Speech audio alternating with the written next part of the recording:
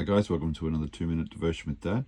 We're still in Mark 1, and Jesus is calling his first disciples in this encounter. So one day Jesus, as he was walking along the shore of the Sea of Galilee, he saw Simon and his brother Andrew throwing a net into the water, for they fished for a living.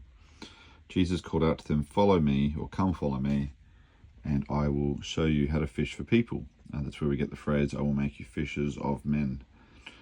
And they left their nets at once and followed him. A little farther up the shore, Jesus saw Zebedee's sons, James and John, in a boat repairing their nets. He called them at once, and they followed him, leaving their father Zebedee in the boat with the hired men. Now, there's a few things that have really jumped out at me for the first time today, and it's quite extraordinary. I've never really thought of this before. Now, just to recap, Matthew has almost the exact same wording on this encounter. Here we go, the first disciples, so I won't read that to you, but it's almost verbatim. So what we have here is Jesus calling the first disciples. Now, I don't know the exact history here, but who's to say that Simon and Andrew even knew James and John before they were called?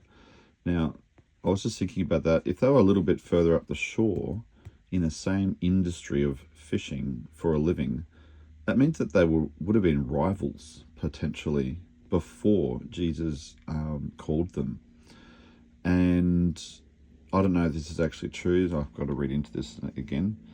But what if they actually were potential, not enemies, but just rivals, and they were actually competing with one another, to catch the fish and then sell. And now Jesus has actually unified these men just by calling them. So it's incredible how Jesus, the ability of him and the similar ministry, cause, was to unify these people now and have them work together suddenly instead of working against each other. Isn't that quite extraordinary? I've never thought of that before. But as it would appear, if they were working together, I guess they would have been working together, as in the same area, same section of the shore. But now Jesus has called them from different parts of the shore to now join the common cause. So that's just one cool thing that I've thought of today.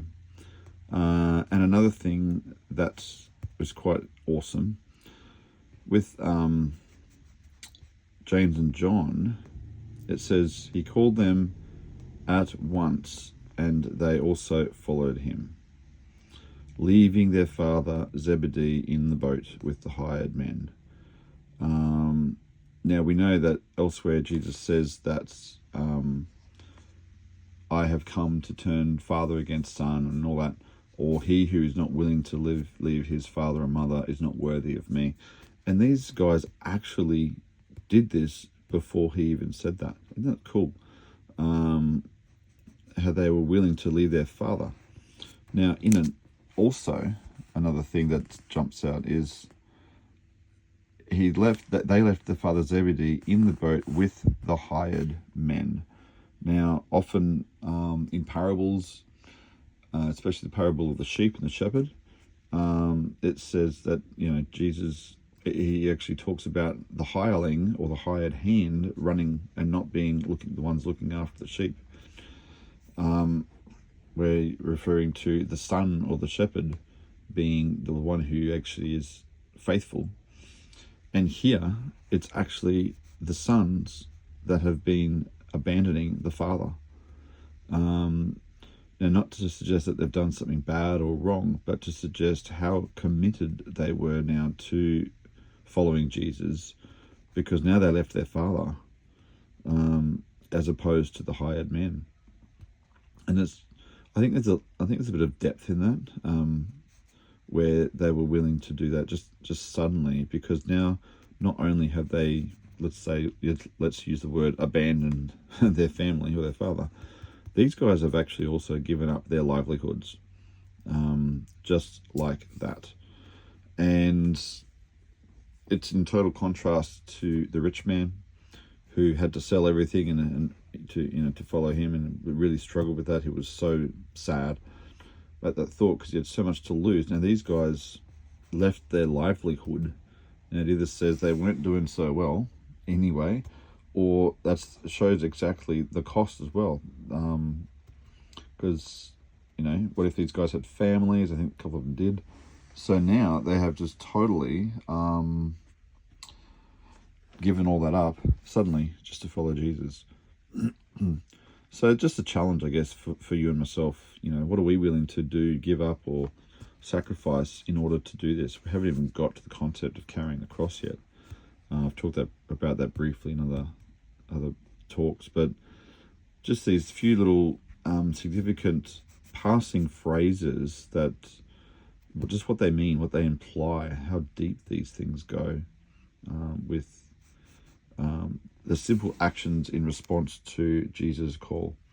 So just an encouragement, I guess, and also a challenge. What are we willing to give up? What are we willing to do to follow Jesus and to become his disciples? Now that one word is a whole book, of what it means. But yeah, just think about that, and just think about how you're going to respond, I guess. Doesn't have to be an instant right away like these guys, but there are meanings and implications for our actions in response to what we read. Anyway, I'll leave it there. Bless you guys. Have a great day, and I'll see you at the next one. Bye.